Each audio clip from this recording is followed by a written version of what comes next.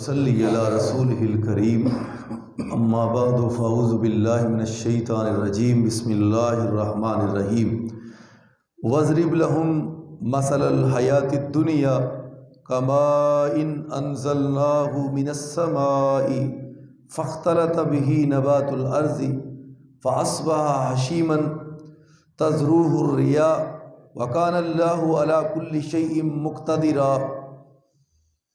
سورہ الکاف آیت نمبر 45 15واں پارہ۔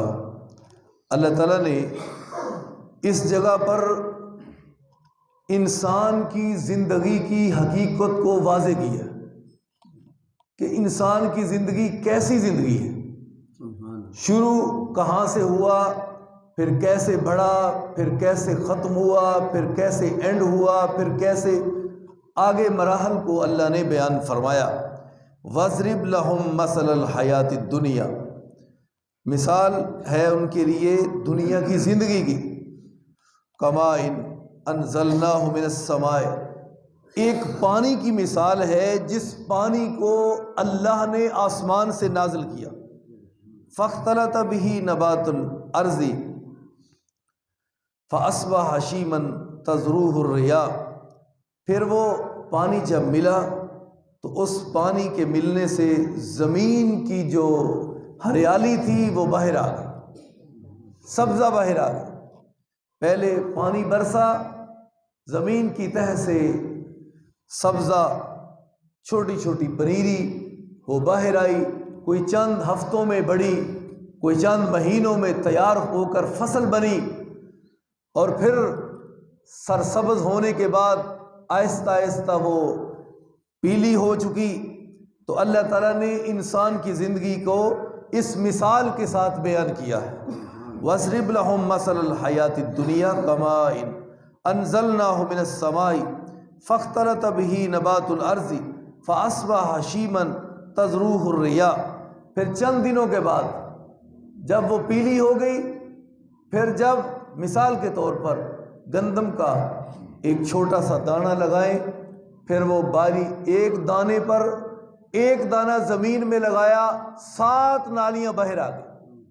دانہ ایک ہے، نالیاں 7 ہیں، 7 سٹے ہیں، 7 سٹوں کے اندر 700 دانہ ہے۔ اس مثال کو اللہ نے ایک اور جگہ پہ بیان کیا۔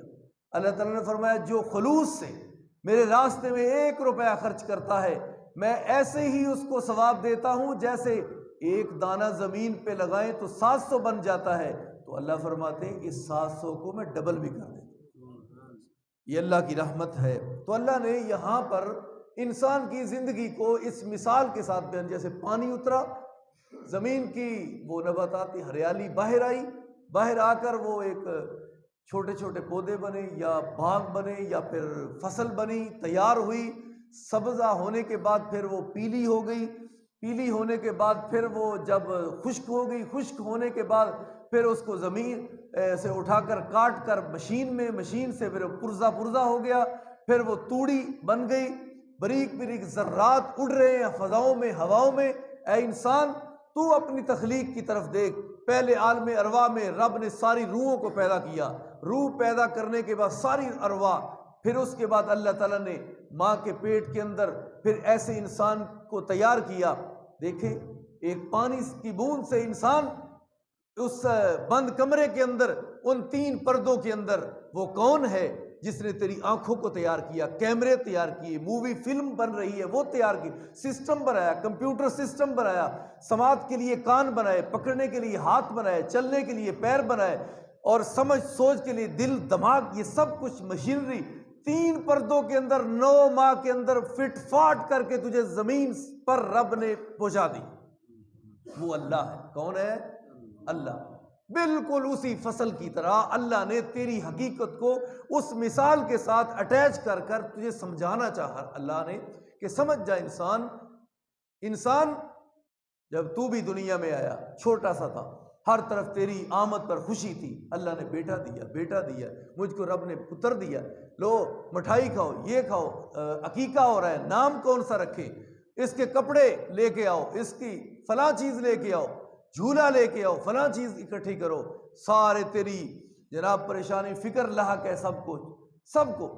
ماں ذرا سا تو روتا ہے، ماں دوڑ کر کام چھوڑ کر آ جاتی، میرے بیٹے کو کیا ہوا ہے، میری بیٹی کو کیا ہوا ہے۔ یعنی اے انسان، یہ تیری تخلیق کا بتدریج درجہ بدرجہ اللہ نے ذکر کیا ہے۔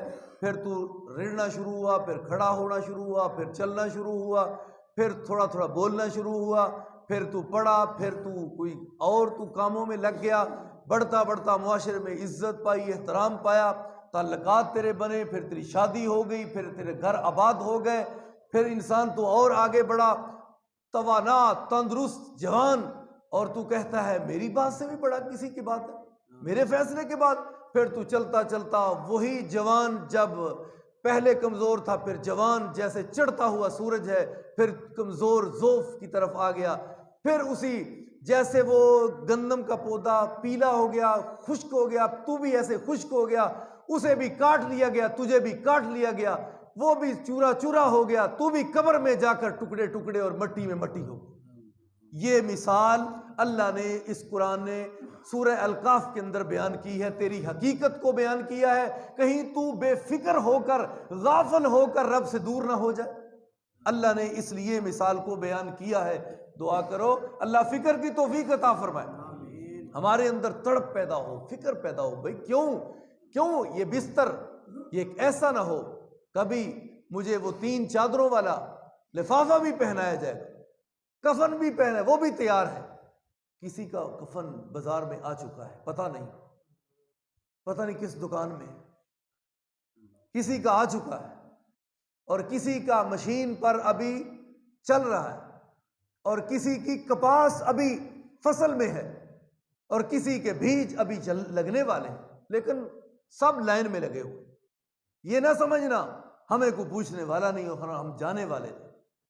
تو نے جنازے اٹھائے ہیں، تجھ کو بھی کوئی اٹھانے والا ہے۔ نماز پڑھ اس سے پہلے کہ تیری نماز پڑھی جائے، نماز پڑھ اس سے پہلے کہ تیری نماز، یعنی نماز جنازہ۔ تو اللہ تعالیٰ نے یہ مثال بیان کی ہے، جیسے وہ فصل پھر خشک ہوئی، پھر کاٹی، پھر چورا چورا ہو گیا، ذرات ہوا میں اڑ رہے ہیں۔ وَقَانَ اللَّهُ عَلَىٰ كُلِّ شَيْءٍ مُقْتَدِرًا، اور اللہ تعالیٰ اپنی ہر چیز پر پوری قدرت رکھتا ہے۔ آگے اللہ تعالیٰ نے فرمایا المال والبنون، یہ مال، یہ تیرے بیٹے، زینت الحیات الدنیا۔ اگر قاری صاحب کہیں، مولوی صاحب کہیں تو نہ مان، رب کا قرآن کہے تو پھر تو ماننا ہی پڑے گا۔ اللہ نے کہا ہے یہ تیرے مال، یہ تیرے بیٹے۔ اللہ یہ کیا ہے؟ یہ کیا سب کچھ یہی ہے؟ اللہ تعالیٰ نے فرمایا نہیں، زینت الحیات الدنیا، یہ تو محض دنیا کی زینت ہے۔ تیرے سانس چل رہے ہیں، سانسوں تک تیرے اولاد ہے، تیرے بیٹے ہیں، سانس چل رہے ہیں، تیرا مکان تجھے اچھا لگ رہا ہے، سانس چل رہے ہیں، ہوائی جہازوں میں پھر رہا کہتا ہے میرے جہاز ہیں، فلاں چیز میری، فلاں مربع میرے، فلاں میری چیز، فلاں میری چیز۔ سانس ختم ہوئے تو یہ سب چیزیں بے معنی ہو گئی، بے معنی ہو گئی۔ بامانی کون سی چیزیں؟ یہ بے معنی اور بامانی کیا ہے؟ جس کا اصل فائدہ ہے وہ ہے تیرا عمل۔ کیا ہے؟ عمل ہے اصل۔ المال والبنون زینت الحیات الدنیا، مال بھی اور تیری اولاد، تیرے بیٹے دنیا کی زینت ہے۔ تیرے نیک عمل، تیرے نیک عمل قربان جاؤں اللہ تیری رحیمی و کریمی پہ۔ اللہ کیڑا انسان نہ پیار کرتا ہے، انہیں سوال بھی پہلے دس دیتے تے سوالاں دے جواب بھی پہلے دس پیار کرتا ہے نا، تاکہ میرا بندہ کدھر قیامت نو فیل نہ ہو جائے، قبر میں فیل نہ ہو جائے، حشر میں فیل نہ ہو جائے۔ اس مالک کی مہربانی پر میں قربان جاؤں، اس اللہ کی رحیمی کریمی پیار